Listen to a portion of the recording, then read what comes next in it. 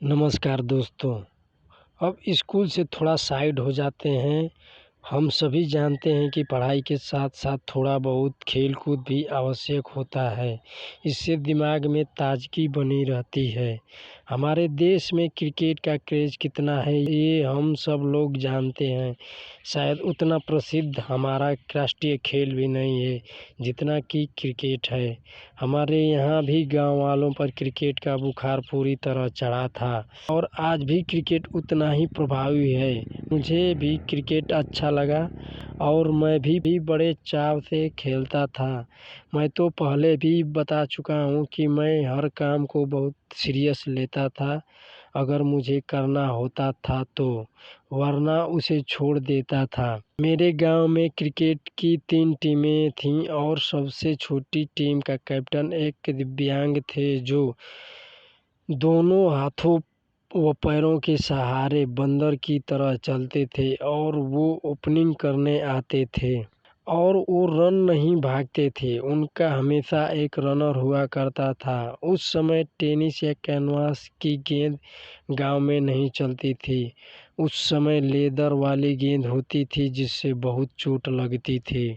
बिना हेलमेट और पैड के खेलना बहुत ही रिस्की था, फिर भी लड़के डरते कहाँ थे। लेकिन गांव की सबसे बड़ी टीम बिना हेलमेट और पैड के नहीं खेलते थे क्योंकि उन्हें दूर दूर तक बड़े बड़े टूर्नामेंट खेलना होता था। उस समय क्रिकेट में भी मेरी रुचि बढ़ रही थी क्योंकि मैं खेलने में भी अच्छा था और उसमें भी किसी से कम नहीं होना चाहता था। सारी रणनीतियों को बड़े ध्यान से परखता था। एक बार दूसरे गांव की टीम हमारे गांव में आई थी और हमारी ही टीम से मैच था। हमारी टीम पहले बैटिंग करते हुए 8 ओवर में 107 रन बनाई थी। अब विरोधी टीम की बारी थी। वो टीम भी अच्छा खेलते हुए 7 ओवर में 101 रन बना चुकी थी। सभी गेंदबाज बुरी तरह पिट चुके थे। अब कैप्टन को समझ में नहीं आ रहा था कि किससे गेंदबाजी कराई जाए। मैं भी उस टीम का हिस्सा था और मैं देख रहा था कि उस टीम के बल्लेबाज लेग वाली गेंदों को बहुत अच्छे से हिट कर रहे थे और लंबे लंबे छक्के मार रहे थे। मैं कैप्टन को बोला भी, आप स्टंप से बाहर गेंद कराओ। कैप्टन उनको मेरी बात बोलता भी था पर सारे बोल्ड करने के चक्कर में छक्के खा रहे थे। 7 ओवर में ही हमारी टीम हार मान चुकी थी। कैप्टन पूरी तरह निराश हो चुका था। अंतिम ओवर था, उसे समझ ही नहीं आ रहा था कि किससे गेंदबाजी कराई जाए क्योंकि विकेट तो भरे पड़े थे। मैं उसके पास गया और गेंद पकड़ ली।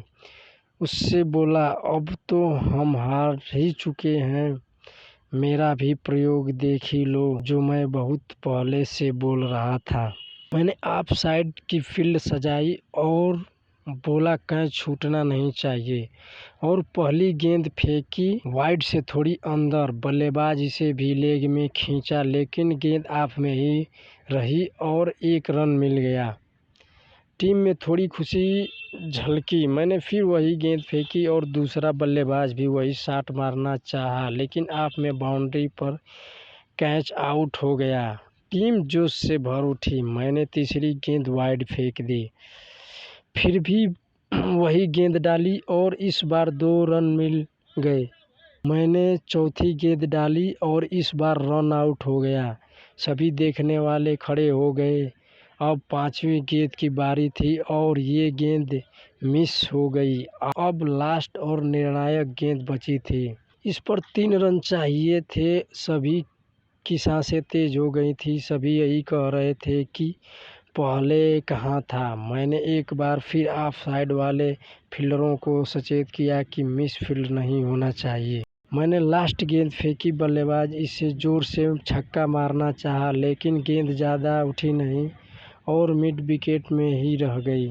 ये भी कैच हो सकता था लेकिन फील्डर थोड़ा दूर था और सारी कोशिश के बाद भी बल्लेबाज 1 ही रन ले पाया और हम 1 रन से मैच जीत गए। हमारी टीम के सभी सदस्य मुझे शाबाशी दी। विरोधी टीम का कैप्टन तो मुझे ऊपर उठा लिया और बोला मान गए भाई तुमको, क्या दिमाग लगाया। ये सब चीज़ें बाद में एक नॉर्मल सी बात लगती हैं, पर उस मोमेंट को जो झेला होता है उसका महत्व वही जानता है। खैर मुख्य मुद्दे पर आते हैं। मेरी क्रिकेट में भी इतनी रुचि थी कि कुछ समय बाद गांव की टीम बिखेरने पर मैंने टीम को फिर से बनाया और गांव का मुख्य कैप्टन बना। और ये बात स्कूल तक भी गई कि मैं कक्षा का नायक गांव की क्रिकेट टीम का कैप्टन भी हूँ।